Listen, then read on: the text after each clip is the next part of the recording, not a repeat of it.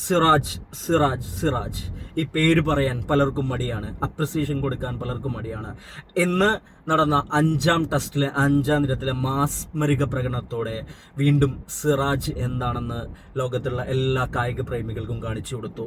മനോഹരമായ ഡെലിവറിയിലൂടെ അതേ അവസാനത്തെ വിക്കറ്റ് എടുത്ത് തൻ്റെ ഐഡലായ CR7 സെലിബ്രേഷൻ ഇട്ടു.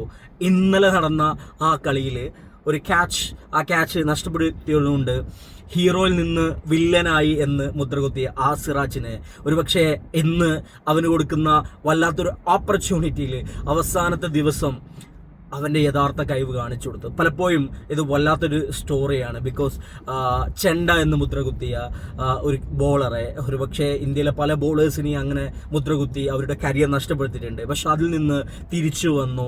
ഇന്ന് അവസാനത്തെ ടെസ്റ്റിൽ, ഇംഗ്ലണ്ടുമായിട്ടുള്ള അവസാന ടെസ്റ്റിൽ പ്ലെയർ ഓഫ് ദ മാച്ച് ആവുന്നു. ഈ മത്സരത്തിൽ ഏറ്റവും കൂടുതൽ വിക്കറ്റ് നേടിയ താരമായി മാറുന്നു സിറാജ്.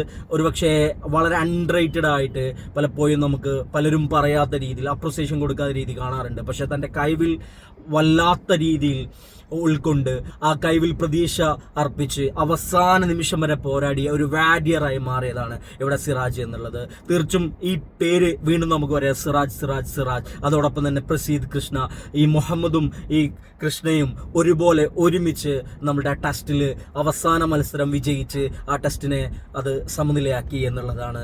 മൊത്തം അതിൻ്റെ സീരീസിനെ സമനിലയാക്കി എന്നുള്ളതാണ് ഇവിടെ പറയാനുള്ളത്. എന്ന് പറഞ്ഞിട്ട് തൻ്റെ കഴിവിലുള്ള വിശ്വാസം, അവസാന നിമിഷം വരെയുള്ള ഓപ്പർച്യൂണിറ്റി എന്നുള്ളതാണ്. ഈ മനുഷ്യനെ എത്രത്തോളം മനോഹരമാക്കി ഊതി അവനെ ഈ രീതിയിലേക്ക് എടുത്തത് മറ്റാരുമല്ല, വിരാട് കോഹ്ലി എന്നുള്ള മഹാനായ ഗോട്ടാണ്. ഒരുപക്ഷെ ഇങ്ങനെയുള്ള ഒരു മുഹൂർത്തം കാണുമ്പോൾ ഒരു അബ്സല്യൂട്ട് സിനിമ എന്നുള്ള രീതിയിലേക്കാണ് ആ ക്രിക്കറ്റ് കാണുമ്പോൾ മനസ്സിലാവുക. ഓരോ ക്രിക്കറ്റ് പ്രേമിക്കും മാത്രമല്ല, ഓരോ കായിക പ്രേമികൾക്കും കിട്ടുന്ന ഒരു വല്ലാത്തൊരു ഫീൽ ഉണ്ട്, ഒരു രോമാഞ്ചമുണ്ട്. അത് മറ്റൊന്നുമല്ല, അത് അവസാന നിമിഷം വരെ പോരാടുമെന്നുള്ള, വിജയത്തിലേക്ക് പോരാടുമെന്നുള്ള. സിറാജിനോട് ചോദിച്ചിരുന്നു ഇന്നലെ ഹാരി ബ്രൂക്കിന്റെ ക്യാച്ച് നഷ്ടപ്പെട്ട സമയത്ത് എന്തായിരുന്നു ഫീലിംഗ് എന്ന് ദിനേശ് കാർത്തിക് അവസാനം ചോദിച്ച സമയത്ത് വളരെ വലിയ ഒരു ഫീലിംഗ് ആയിട്ട് പോലും തൻ്റെ ചാൻസ് ഇനിയുണ്ട് മനസ്സിൽ കരുതി പോരാടിയ ആ സിറാജിനാണ് ഇന്നത്തെ വിജയത്തിൻ്റെ എല്ലാ ക്രെഡിറ്റും കൊടുക്കേണ്ടത്.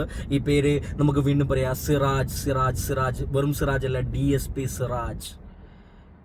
Thank you.